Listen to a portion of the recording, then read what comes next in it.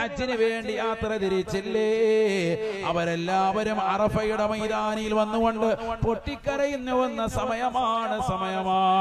തൂവള്ള വസ്ത്രം ധരിച്ചുകൊണ്ട് ശോവസ്ത്രധാരികളായി പരിശുദ്ധമാക്കപ്പെട്ട അറഫ മൈതാനിയിലെത്തിക്കൊണ്ട് ആകാശത്തിന് അധിപനായ പടച്ചറപ്പിലേക്ക് കൈകൾ ഉയർത്തിക്കൊണ്ട് പാപമോചനം അർത്ഥിക്കുന്നതായ സമയമാണ്.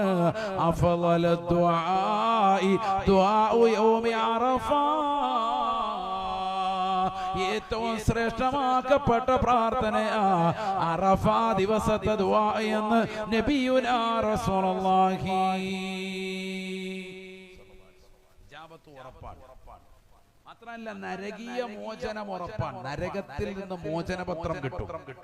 അന്നത്തെ ദിവസം പോലെ നരകത്തിൽ നിന്ന് മോചിപ്പിക്കുന്ന മറ്റൊരു ദിവസമില്ല. ഹദീസ് قال رسول الله صلى الله عليه وسلم ما من يوم أكثر من